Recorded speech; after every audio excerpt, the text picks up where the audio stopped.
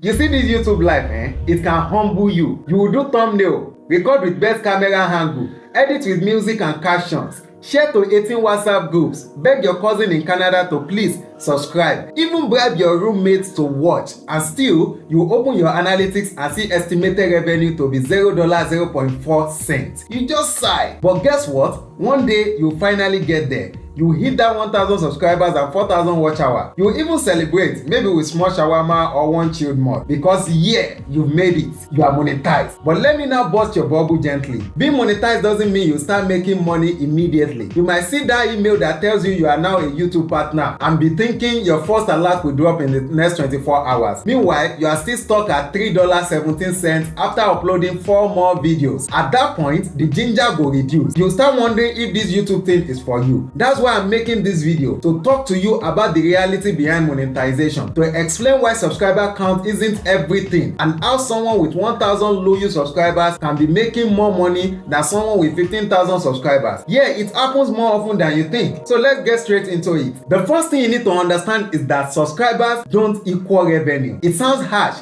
but it's the truth. I've seen creators who focus all their energy on growing the sub count, buying fake subscribers, doing sub for sub, begging people that don't even like YouTube to please just click and subscribe. The numbers will rise. Yes, you might even get monetized that way. But those people won't watch your videos, they won't engage, and they definitely won't help your revenue. YouTube is not looking at your subscriber count when it comes to paying you. They are looking at how long people watch your videos, how many of them click on ads, and whether they keep coming back to your channel. And that's it. And the only way to get that kind of loyal, engaged audience is by being authentic and valuable. You can't trick the algorithm. You can't force people to enjoy what you yourself don't sit down and watch all through. What you should be aiming for is a real audience. People who find your content useful, entertaining, or inspiring. People who, when they see your thumbnail, are like, ha, new video don't drop again. Oh, that's what makes the difference. That's what turns viewers into dollars, because those are the people who will watch your video all the way through. They will drop comments, share it with friends, click on the ads without even realizing it.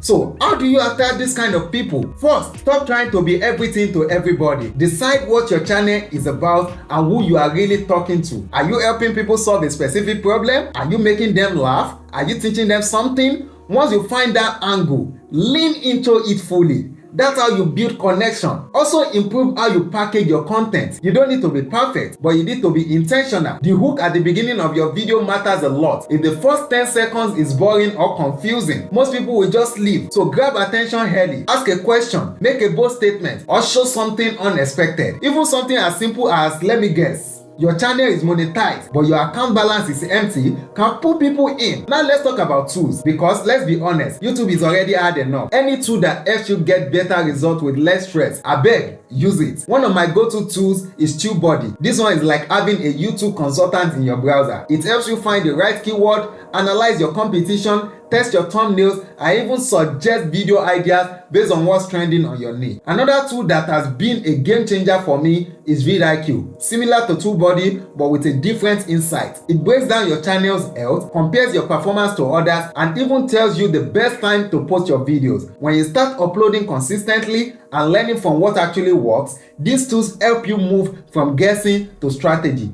When it comes to designing thumbnails, Canva is your best friend. Even if you have zero graphic design skills, Canva makes it easy to create attractive, clickable thumbnails. And trust me, your thumbnail is what convinces people to click your video, not just the title. I've seen great videos buried because the thumbnail looked like a blurry screenshot from 2011. Now, for those of you editing on your phone, don't stress. You don't need a MacBook to blow. Apps like CapCut will give you everything you need. Transitions, sound effects, captions, smooth cuts. It's all about how well you use what you have. Some of my best performing videos were edited on my phone. It's not by tools alone, it's by effort and consistency. And yes, believe it or not, ChatGPT is part of my process too. I use it to brainstorm video titles, generate descriptions, create script outlines, and sometimes even help me figure out how to explain complex topics in simple terms. If you are not using AI to your advantage, then you are working too hard, my friend. Now let's be real for a second. Sometimes the reason your videos aren't performing is not spiritual attack, it's not even village people, it's just poor packaging. You rush the intro, your editing is too long or slow, your audio sounds like you recorded inside generator room. These are fixable things, but you have to be willing to observe and adjust. And this is the reason why I always tell people, don't delete your old videos. Instead, go back and study them. The ones that flopped, why? Was it the topic, the title, the editing, the retention graph? Use it as a classroom. Same thing for the ones that did well. What worked? Double down on that. If you've been watching this far and you are thinking this YouTube thing get as a B, trust me, I feel you. I was once in that same boat, uploading videos every week, barely getting views, always feeling like I was one video away from blowing, but never quite hitting it until I started learning the right way.